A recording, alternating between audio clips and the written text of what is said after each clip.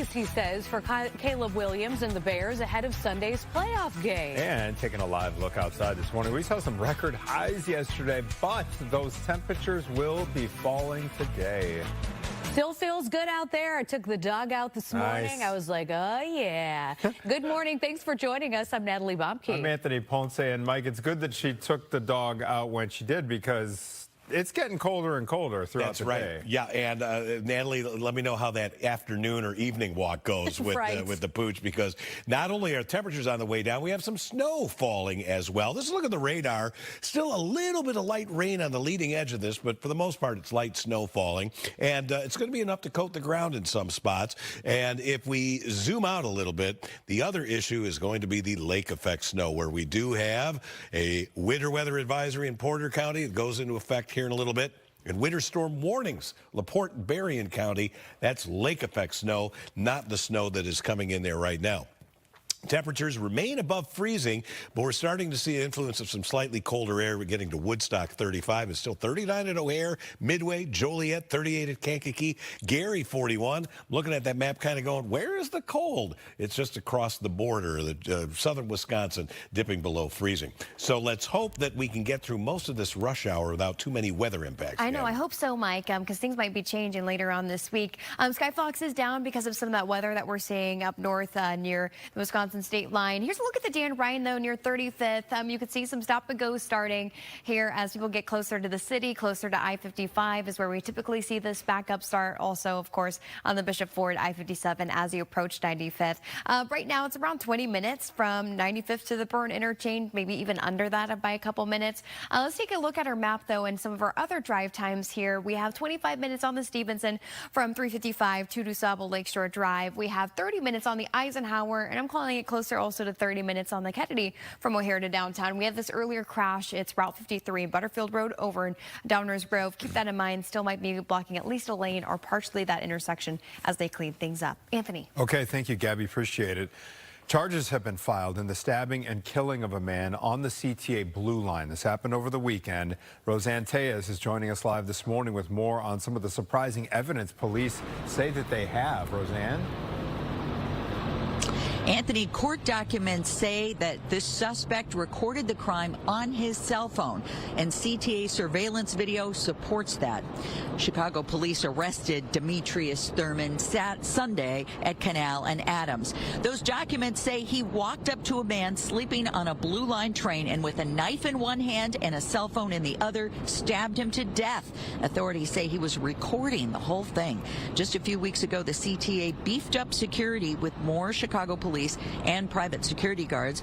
Alderman Jim Gardner, who's been vocal about safety on the CTA, says they have made a difference, but Chicagoans deserve better. We have 135 full-time officers that are assigned to our buses and our trains. We have 150 officers assigned to our mayor's detail. Just to give you an example, to protect one person.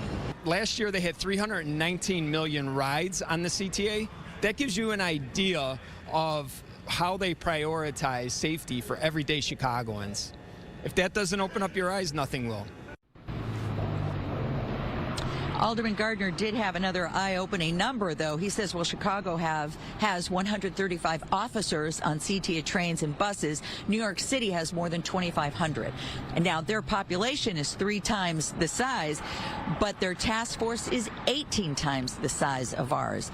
We did ask the CTA about some of the changes that they've made. They say they try to be strategic with the deployment of the police officers and other security by coordinating with CPD on the most recent crime data and trends.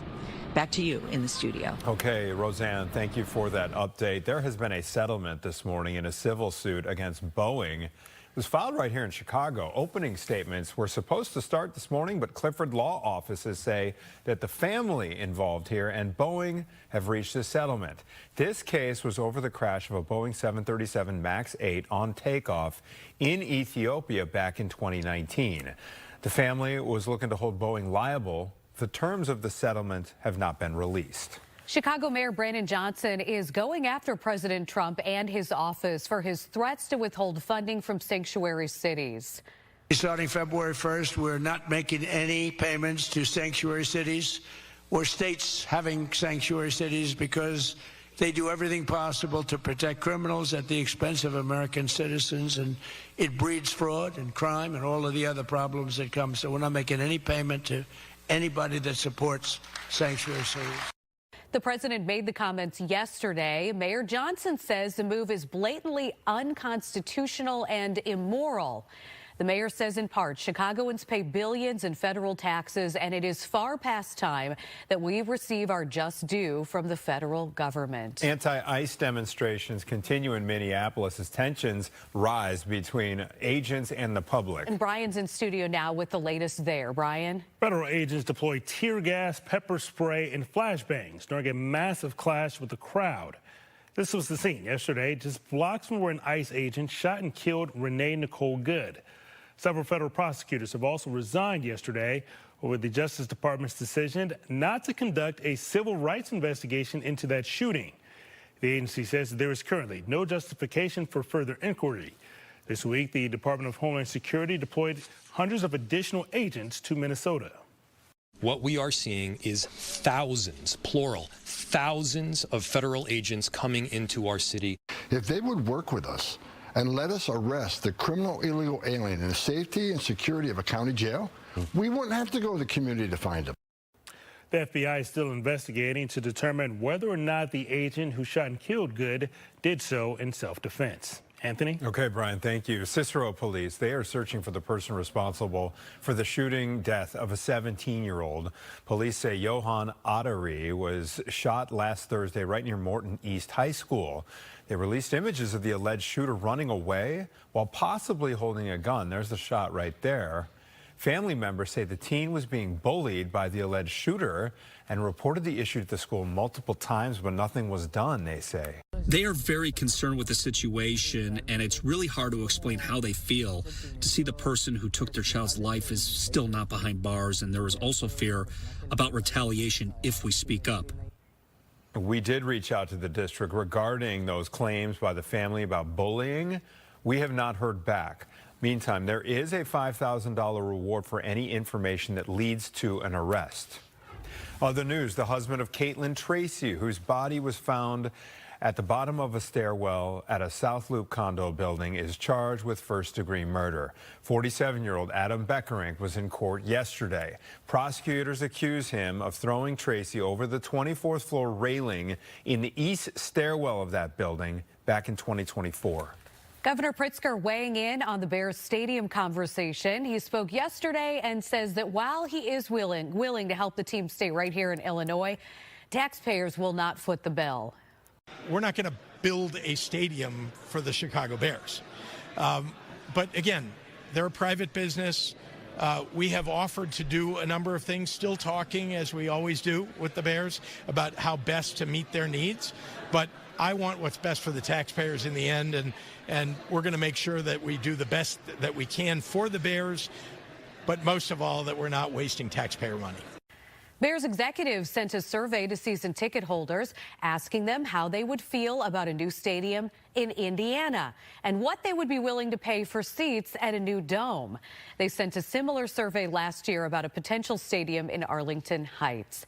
And the Bears will look to keep their playoff run alive when they host the Rams on Sunday. Indeed, slowing down the Rams offense will be a big challenge. Bears coaches are game planning a way to beat the NFL's best offense. Quarterback Matthew Stafford led the NFL, throwing for over 4,700 yards, 46 touchdowns. It's actually a front runner this season for league MVP. Those are some big numbers he put up. He's also teamed up with one of the game's most respected coaches in Sean McVay, who talked about what he has seen so far this season out of the Bears. I think there's a belief that they've established. And I think when you have those types of successful outcomes, no different than Matthew the other day, I think he had full expectation to lead us down the field. I feel that when I watch Caleb and I watch that team. There's a belief that they can find ways to finish, and that's why they're in this situation. But he's going to be a nightmare to defend, and we're excited about diving into this prep because here we freaking go, man. Yeah, make sure you tune in for Bears Game Day Live on Sunday. Starts at 12:30, goes till 2. We will have the latest on injuries, the headlines that day, other factors heading into the big game. And right after the game ends as well, got to tune into our post-game coverage. Yeah, again, I was saying it all last week. You know, we hope the post-game coverage comes from a celebratory locker room. Got my wish this past week, and hopefully that happens once again. Keep on rolling, Mike Kaplan. Well, in terms of weather, here we freaking go. Here we freaking go. I don't want to go on this ride. I know. Well, look, it's been such a wonderful stretch of mild weather lately, 10 days in a row of above average temperatures, and now we got some January to deal with. Yeah. Snow is coming in from the north as we speak, and it should be enough to whiten the ground here later this morning, even though right now temperatures are still above freezing, and I think the road temperatures are fairly mild. This is going to be mainly kind of a grass and roof deal, but much colder air right on through next week. Oh, yes, it is January after all. Snow showers this morning, and then we're going to watch that lake effect machine really cranking up, particularly the counties that we consider Michiana, but it will also blend into parts of Porter County, too. Occasional light snow area-wide Thursday night, maybe even into Sunday. Not a big storm on the way. It's still 39 at O'Hare. West-northwest winds not that strong yet, but they're going to be picking up. I think this afternoon we'll be looking at speeds of 15 to 30 miles per hour with temperatures dropping in the 20s. It's going to get very wintry here in a hurry later today. 39 at O'Hare. The cold spots are DeKalb and LaSalle, Peru with 34. 38 at Chicago Heights. 39 at Valparaiso. You're good to probably get maybe a 3-inch snowfall out of this thing. But your neighbors to the east, Michigan City, Benton Harbor, much more snow and bigger travel impacts as well. I'll have more on that in a little bit. Natalie, Anthony? Thank you, Mike. The death toll from protests in Iran is skyrocketing as President Trump issues a new warning to leaders there.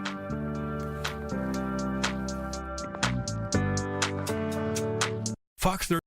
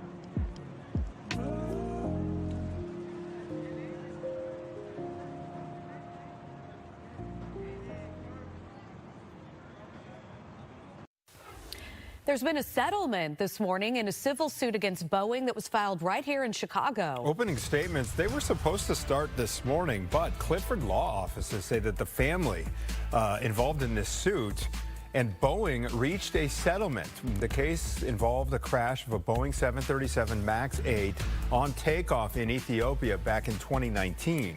Cicero police are searching for the person responsible for the shooting death of a 17-year-old.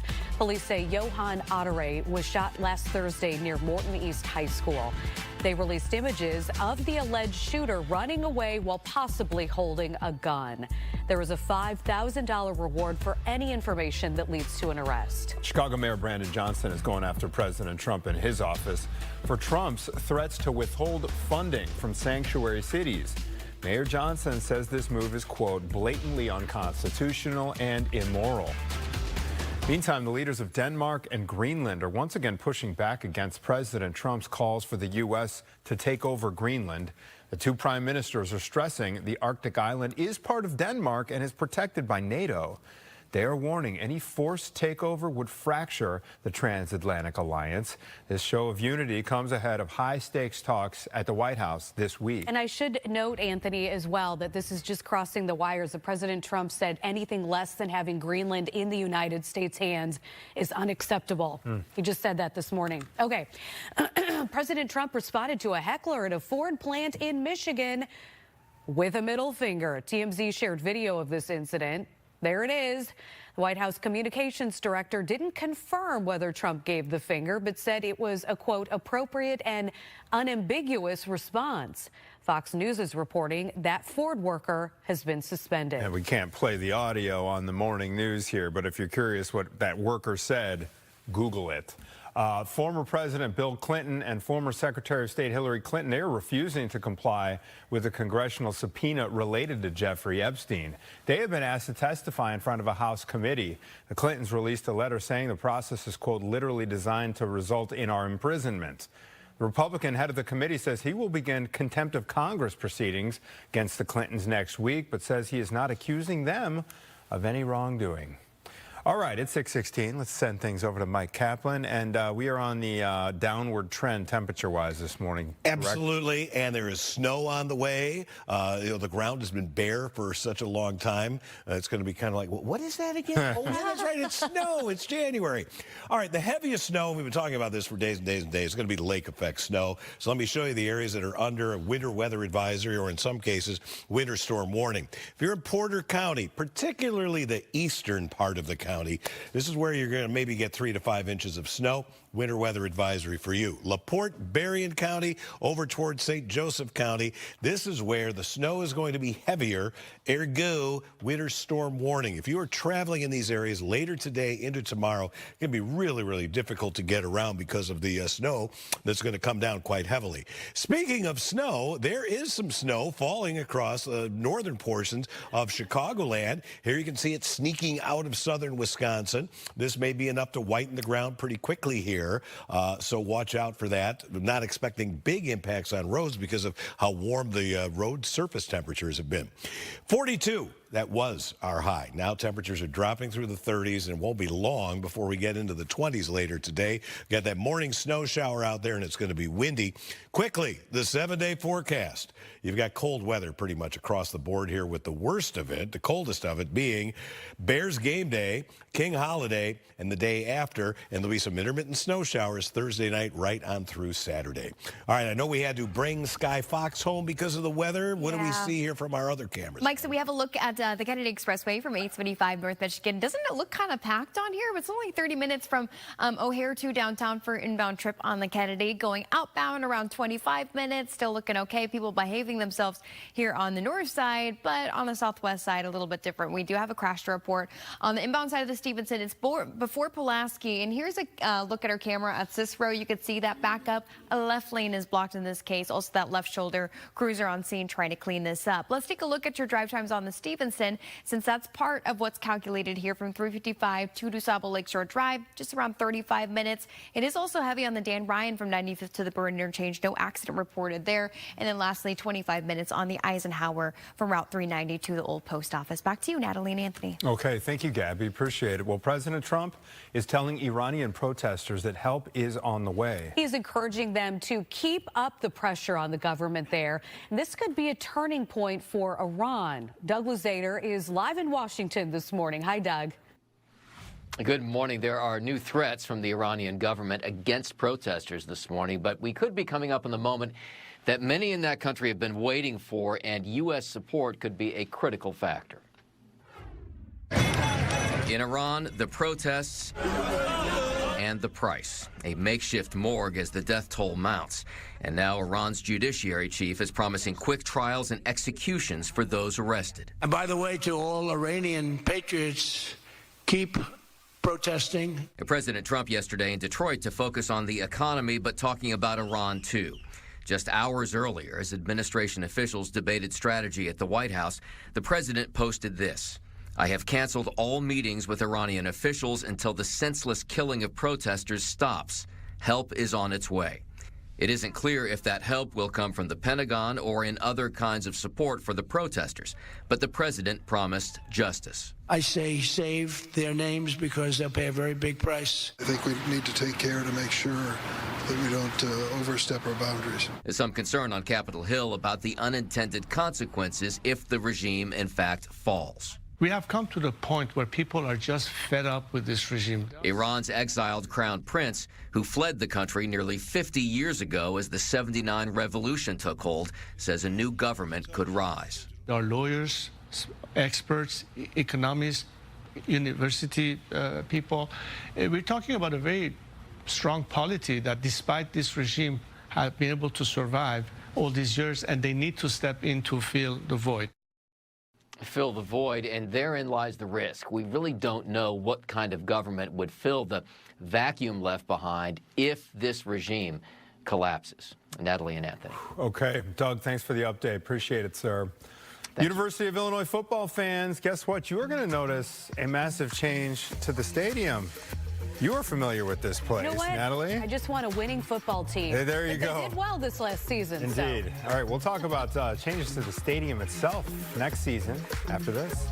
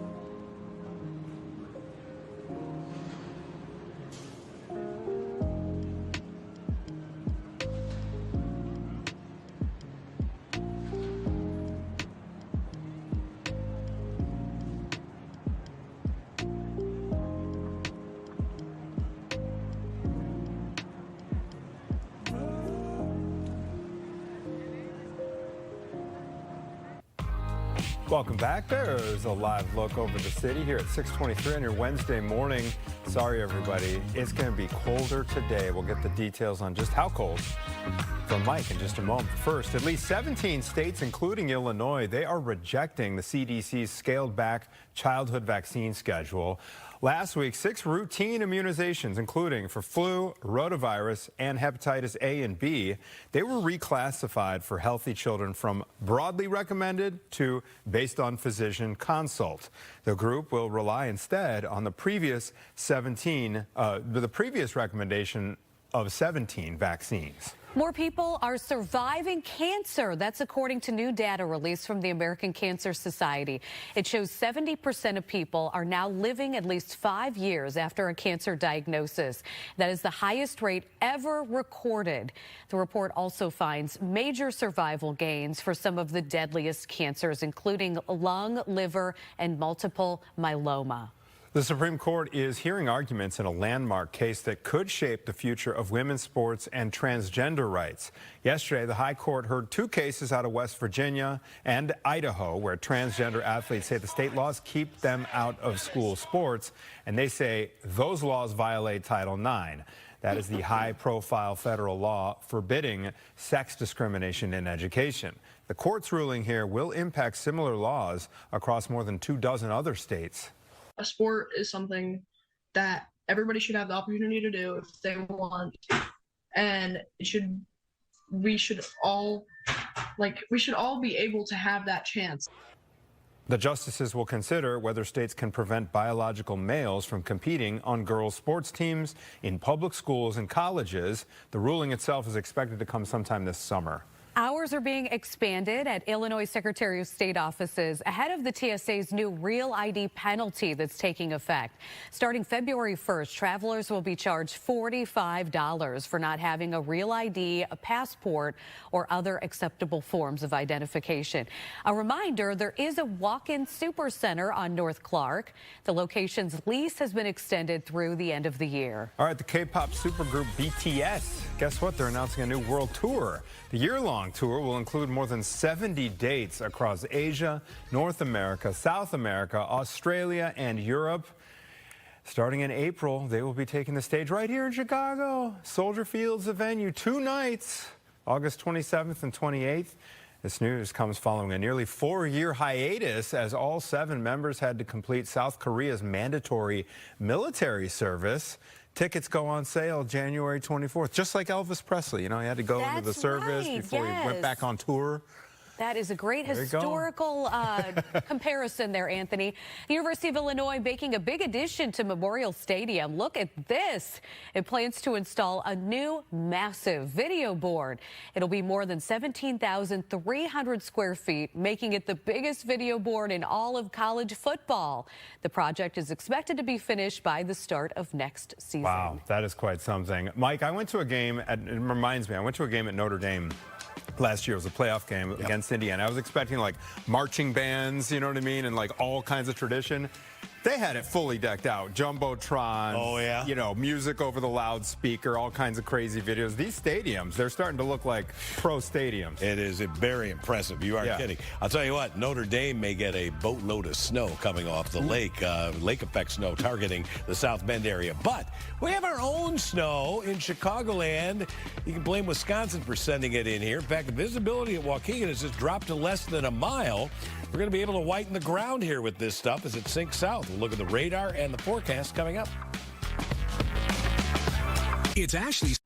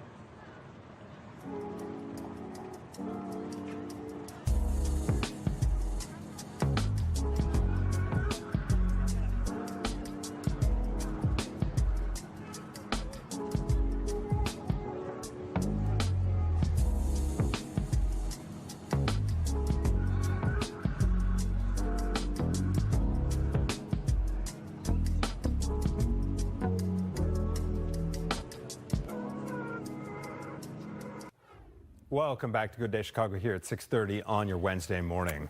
And let's check those top stories that we're following for you. An arrest is made in a deadly stabbing on a CTA train. What led police to the suspect? President Trump is threatening to pull federal funding to sanctuary cities.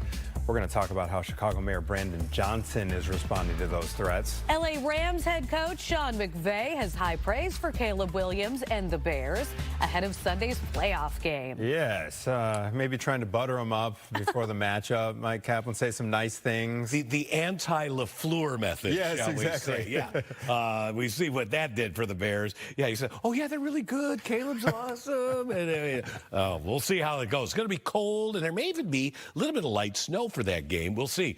There's already some snow falling in parts of Chicagoland. Let's look at it here on the radar. It's not super heavy, but it's going to be enough to whiten the ground across much of the area. This is not the lake effect that's going to paste you in parts of northwest Indiana and southwest Michigan. But there you see that snow falling. In fact, pretty decent snow hitting parts of Lake County, McHenry County, then north of the Cheddar Curtain into Kenosha County. This is all headed south. Temperature-wise, though, still really waiting for the big drop to come. It has finally gotten below freezing at Waukegan, so that snow beginning to stick there. It's 34 at Woodstock, but still 39 at O'Hare, Midway, Joliet, Merrillville, Valparaiso. The temperatures, though, will be quickly dropping once that snow begins to fall. So, Gabriella, I know we haven't had too many weather impacts yet, but that's about the change, I think, from north to south. Yeah, you know what, Mike, and I'm keeping an eye on some of those cameras. I know they might be coming later on this morning. Right now, we have 2 crashes on I-55. One of them I just mentioned, it might be a possible rollover. I reached out to Illinois State Police for more information on this. But traffic starts at Harlem Avenue on the inbound side all the way to Cicero Avenue. That's where the crash occurred. And it's blocking 2 left lanes right now. So you can see from our Central Avenue camera all that traffic, stop and go and flashing lights, of course, as well. And then just downstream, over closer to Route 53, we have another reported crash. You see that traffic as you approach that area as well. Reportedly, this is on the northbound side of I-55 to ramp to Route 53. So that ramp might be partially or all blocked right now. Crews are on scene here as well. And then lastly, a much more minor crash on the Bishop Ford northbound near 159th Street. This crash is on both shoulders, so it looks like it's more of cleanup that's going on. I'll send it back to you, Natalie and Anthony. Thank you, Gabby. Charges have been filed in the stabbing and killing of a man on a CTA Blue Line over the weekend. Roseanne Tejas is right near the Blue Line this morning with an update on this crime and calls for the CTA to do even more to keep riders safe. Roseanne, good morning. Good morning. Yes, the CTA is already under scrutiny by the federal government, threatening to pull funding if they don't do more to crack down on crime. But since that, there's still been incidents on the pink, red, and blue line. In this case, apparently, court documents show that the stabbing was caught on camera on the suspect's own phone. Now, police have arrested Demetrius Thurman. They arrested him Sunday at Canal and Adams. He is charged with this crime. Court documents say he walked up to a man sleeping on a Blue Line train and with a knife in one hand and a cell phone in the other, stabbed him to death. Authorities say he was recording the whole thing, and CTA surveillance supports it. Alderman Jim Gardner says the people in his ward tell him they just don't feel safe on the CTA anymore, and Chicago needs to get its priorities straight. If the state, if the county, and the city can come up with $3 billion for people who aren't even residents here, we can come up with a couple $100 million to secure, to enhance safety for people who are going to work every single day, paying taxes in this city, and we can prioritize their safety, which is what we should do.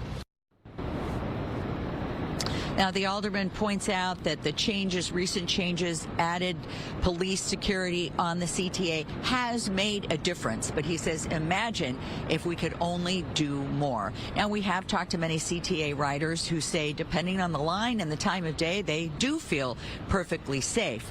But these violent incidents, especially in the overnight hours, persist. In the Loop, Roseanne Tejas, Fox Chicago. Thank you, Roseanne. Chicago Mayor Brandon Johnson is going after President Trump and his office for his threats to withhold funding from sanctuary cities. Starting February 1st, we're not making any payments to sanctuary cities or states having sanctuary cities because they do everything possible to protect criminals at the expense of American citizens, and it breeds fraud and crime and all of the other problems that come. So we're not making any payment to anybody that supports sanctuary cities. The president made the comments yesterday. Mayor Johnson says the move is blatantly unconstitutional and immoral. The mayor says in part, Chicagoans pay billions in federal taxes, and it is far past time that we receive our just due from the federal government. Protesters quickly took to the streets in Minneapolis after an ICE agent shot and killed Renee Good. And now, a week later, unrest remains across the city as tensions also build in the nation's capital. Fox's Caroline Elliott live once again in Minneapolis with the very latest. Hi, Caroline. Natalie, Anthony, Democrats have said they wanted to see more accountability in this case, but last night the DOJ said a civil rights investigation is off the table. Federal agents tried clearing protesters outside a temporary ICE facility overnight, but even multiple rounds of tear gas and pepper balls weren't enough to make them leave. Protesters also swarmed a Minneapolis hotel where they believe ICE officers are staying. They used whistles, drums, and a guitar to try to keep ICE agents awake. It comes as political impacts from the shooting continue. In Minnesota Tuesday, multiple prosecutors resigned from the local U.S. Attorney's Office, citing concerns over the investigation into Renee Nicole Good's death. And on Capitol Hill, members of the Congressional Progressive Caucus said they will not vote for any funding bills supporting immigration enforcement. We should not continue to fund agencies that operate with impunity. The Trump administration also faces a lawsuit from Minnesota and Illinois trying to end ICE operations, but DHS is now doubling down, saying the mission is about ensuring safety and security. Our ICE operation in Minnesota, for example, is finding hundreds of killers, violent predators. And it's now been 1 week since the death of Renee Good, but protests here are not slowing down, even in some very cold temperatures. Natalie, Anthony. Thank you for the update from Minnesota this morning. Back here locally, Cicero police are searching for the person responsible for the shooting death of a 17-year-old. Police say Johan Adari was shot last Thursday right near Morton East High School, and they did release several images of the alleged shooter running away while possibly holding a gun. There's the image right there. Family members of the victim here say that he was being bullied by the alleged shooter and reported the issue to the school multiple times, but nothing was done. They are very concerned with the situation, and it's really hard to explain how they feel to see the person who took their child's life is still not behind bars, and there is also fear about retaliation if we speak up. We did reach out to the school district regarding those claims of bullying, but we have not heard back. Meantime, there is a $5,000 reward for any information that leads to an arrest. 2 other teens have been arrested and charged in a sexual assault case in Naperville. Police say 17-year-old James Patterson and a 15-year-old boy sexually assaulted a female acquaintance. Police say it happened in the bathroom of a Walgreens location on Ogden Avenue. The victim told store employees what had happened. Police arrested both teens shortly afterward. They say Patterson was in possession of the victim's cell phone. The husband of Caitlin Tracy, whose body was found at a South Loop condo building at the bottom of a flight of stairs, is now charged with first-degree murder. 47-year-old Adam Beckerink was in court yesterday. Prosecutors accused Beckerink of throwing Tracy over the 24th floor railing in the stairwell of their condo building back in 2024. 6:39 now this morning. The Bears will look to keep their playoff run alive when they host the Rams on Sunday. Yeah, and slowing down this Rams offense is going to be the biggest challenge here for the Bears, whose coaches are game planning a way to beat the NFL's best offense. Rams QB Matthew Stafford led the league with over 4,700 yards passing, 46 touchdowns. He is a front runner for league MVP. He has also teamed up with one of the game's most respected coaches, Sean McVay. McVay talked about what he has seen out of the Bears so far this season. I think there's a belief that they've established. And I think when you have those types of successful outcomes, no different than Matthew the other day, I think he had full expectation to lead us down the field. I feel that when I watch Caleb and I watch that team. There's a belief that they can find ways to finish, and that's why they're in this situation. But he's going to be a nightmare to defend, and we're excited about diving into this prep because here we freaking go, man. Here we freaking go, man. Make sure you tune in for the Bears on Sunday. Bears Game Day live right here on Fox Chicago. It starts at 12:30 p.m. We're going to have all the latest headlines, any updated injury reports. Hopefully there's nothing there. And other important factors heading into this huge game. Right after the game ends, though, also, you got to tune into our post-game coverage. Hopefully it'll be fun. Absolutely. Yeah. We're super excited. Yes. We're going to break this down with CHGO Sports' Mark Carman in a few minutes. So I'm looking forward to talking to him and maybe getting his insights into this game. One thing that is for sure, it's going to be cold. Yeah. It is going to be cold. And Matt Stafford does not do that well in cold weather. So, look, I'll tell you what has happened here. In about the past hour, it's almost like we've flipped a switch. We have gone from spring to winter just like that. Winds are picking up. Snow is starting to overspread the area. Temperatures are tanking. We got a 37-mile-an-hour wind now at Waukegan, a 40-mile-an-hour wind at Rockford. Both locations getting some snow. And when you have that kind of wind, you can imagine it's causing some travel issues. Visibility in that snow has dropped to a half-mile at Waukegan. Not snowing yet at O'Hare, but it's simply a matter of when and not if. Here you see the snow area coming out of Wisconsin.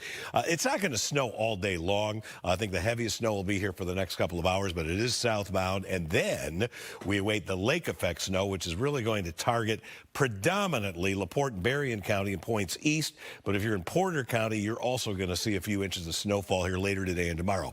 Morning snow showers around, otherwise mostly cloudy, windy, and colder. The high happened at midnight. Now temperatures are falling. In the afternoon, we'll be in the 20s, dropping to 15 tonight. Won't be quite as windy, but we'll have wind chills close to 0 late tonight.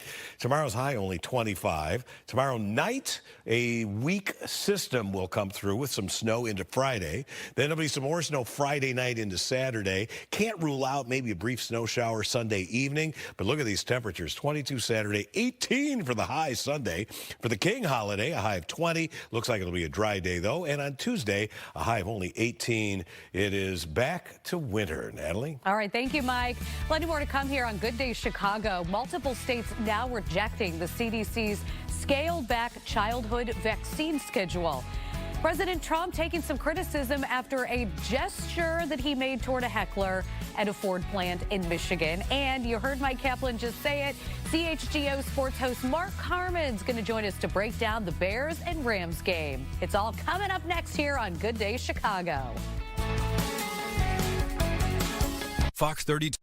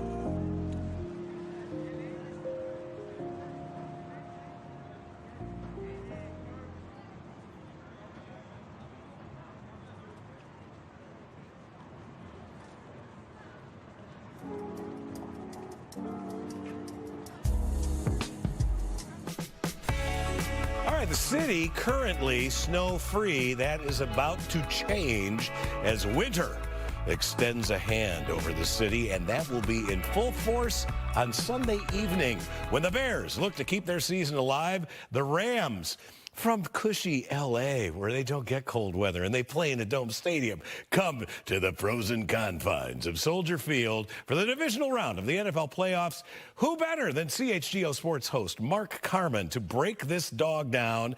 All right, so look, we're living a charmed life here, Mark. Is there any reason to think that we can't extend this another game and beat these pesky Rams on Sunday night?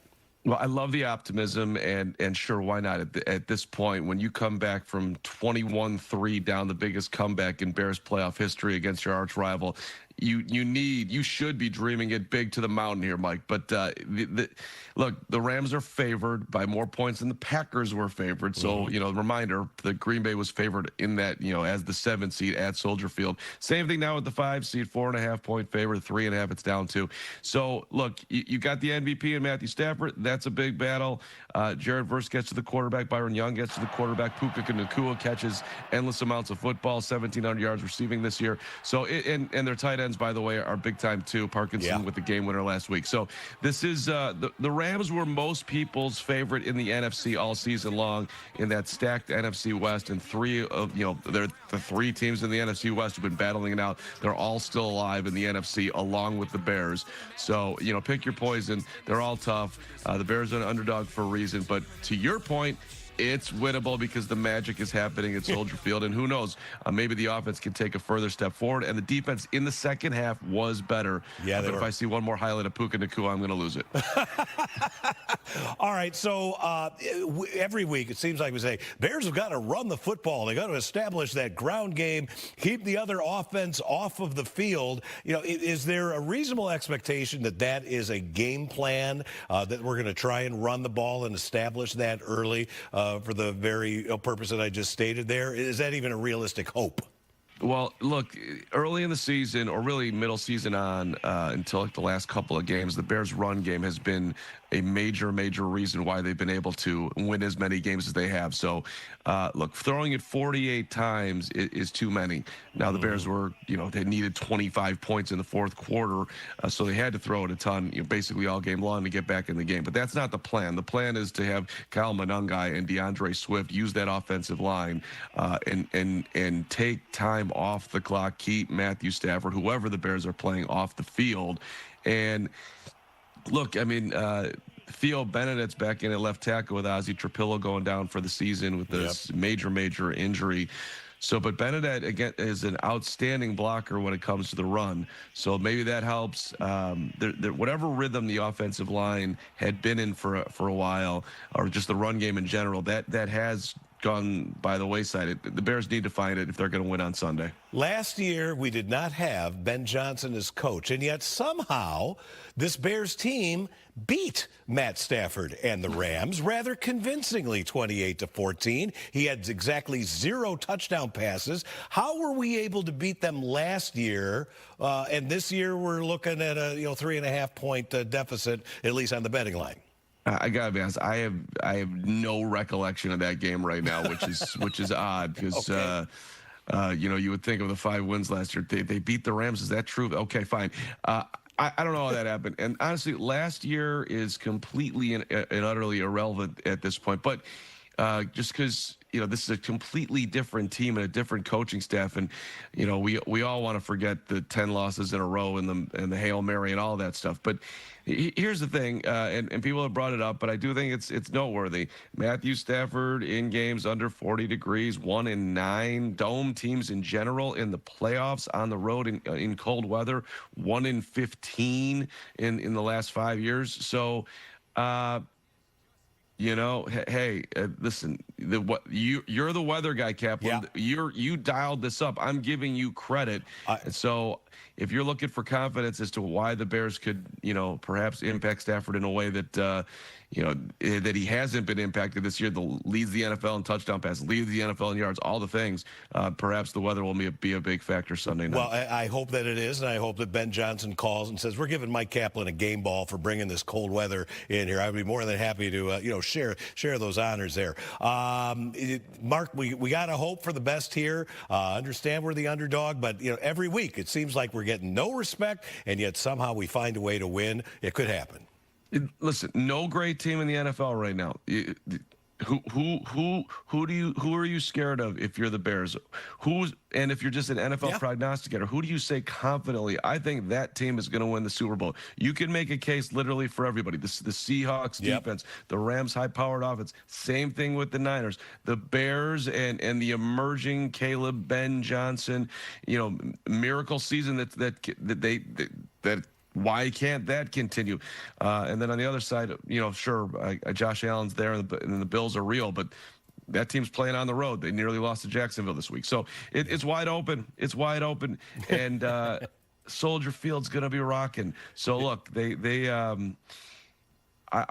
I would not bet against the Bears magic right now. Let's go for it. This is something. Mark Carman of CHGO Sports. We appreciate you getting up bright and early with us here this morning. And let's hope we can have a discussion here after the game talking about how they pulled out a victory there. There you go. Let's keep it rolling, baby. He's got the right attitude there. Fingers are crossed. Defibrillator ready to go. I love that, Mark Carman. All right, thank you so much, Mike Kaplan. Well, there has been a settlement this morning in a civil suit against Boeing that was filed right here in Chicago. Yes, this was supposed to go to trial, and opening statements were supposed to start this morning. However, Clifford Law Office says the family and Boeing have reached a settlement here. This case involved the crash of a Boeing 737 MAX on takeoff in Ethiopia back in 2019. Cicero police searching for the person responsible for the shooting death of a 17-year-old. Police say Johan Ottery was shot last Thursday near Morton East High School. They released images here of the alleged shooter running away while possibly holding a gun. There is a $5,000 reward for any information that leads to an arrest. Chicago Mayor Brandon Johnson is going after President Trump and his office for President Trump's threats to withhold all federal funding from any sanctuary cities. Mayor Johnson calls this move, quote, blatantly unconstitutional and immoral. 6:52 now. Mike Kaplan is back, and he's got a check of that forecast. And you say things are going to be going down, down today. It is happening. Snow already covering the ground in some of the northern suburbs, and it is headed southbound. The winds are picking up. The temperatures are dropping. We have gone from a spring-like day yesterday right into winter. The high already happened. That was the midnight temperature, 42. By mid-afternoon, we're going to be in the mid-20s, and with that northwest wind, it's going to be rather unpleasant out there, and the ground is going to be whitened with that snow. Watch out maybe for some slippery spots this morning. Tonight, partly cloudy, breezy, and much colder with a low of 15 degrees. And if you're in the Indiana and Michigan snow belt off the lake, it's still going to be snowing, and travel will be very, very difficult in those areas, especially LaPorte and Berrien County. 25 is it for the high tomorrow. Snow area-wide comes in tomorrow night into early Friday. Friday will get up to 35 degrees, which should mitigate how much snow we get. Then some additional snow comes in on a cold front Friday night and Saturday, maybe a snow shower Sunday. Bears are going to be playing in very cold weather, but it's going to be worse for those Rams.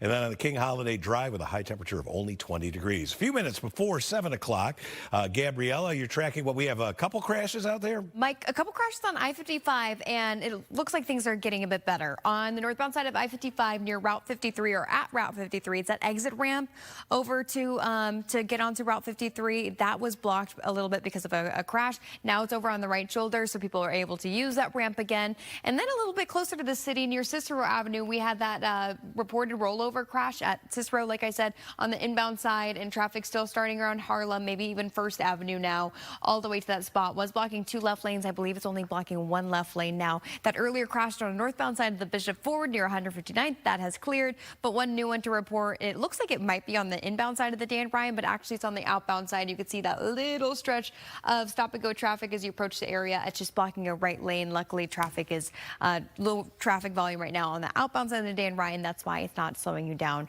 all that much. I'll give you drive times here at the top of the 7 o'clock hour. I'll send it back to you, Natalie. Thank you, Gabby. President Trump responded to a heckler at a Ford plant in Michigan with a middle finger. TMZ shared video of the incident. The White House communications director didn't confirm whether Trump gave the finger, but said it was a, quote, appropriate and unambiguous response. Fox News is reporting that Ford worker has been suspended. Former President Bill Clinton and former Secretary of State Hillary Clinton, they are refusing to comply with a congressional subpoena related to Jeffrey Epstein. They have been asked to testify in front of a House committee. The Clintons released a letter saying that the process is, quote, literally designed to result in our imprisonment.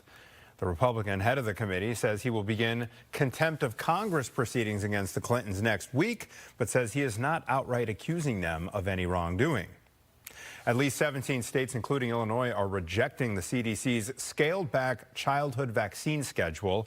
Last week, 6 routine immunizations, including for the flu, rotavirus, and hepatitis A and B, were reclassified for healthy children from broadly recommended down to based on physician consult. The group will rely instead on the previous recommendation of 17 vaccines. Director and Emmy Award-winning actor Timothy Busfield has turned himself into police to face child sex abuse charges in Albuquerque, New Mexico. They stem from allegations that he inappropriately touched a minor on the set of a show that he was directing. A warrant had been out for his arrest since Friday. Busfield is best known for appearing in The West Wing and Field of Dreams. And actor Kiefer Sutherland was arrested in Hollywood for allegedly threatening and getting into a physical altercation with a rideshare driver. Officers say the rideshare driver did not sustain any injuries that required medical attention. Sutherland was released on $50,000 bond. K-pop supergroup BTS is announcing a new world tour. The year-long tour will include more than 70 dates across Asia, North America, South America, Australia, and Europe. I think that's all the continents, the inhabited continents anyway. Right. This starts in April. They're going to be taking the stage here in Chicago as well. 2 nights at Soldier Field. This is happening in late August on the 27th and the 28th. And the news comes following a nearly 4-year hiatus for these guys, as all 7 of them had to complete South Korea's mandatory military service. Tickets go on sale January 24th. I have expanded my genre of listening music to K-pop. That's right. And it is phenomenal. It is so good. Because you know how I like the heavy beat EDM stuff? And so it's congruent with that. And then check it out. You're going to love it. I know you will. The K-pop Demon Hunter soundtrack is like big stuff right now. And that's kind of what led my 5-year-old and I into the K-pop genre. We're like obsessed with it. I love it, Nat. All right, plenty more Good Day Chicago ahead. Keep it right here.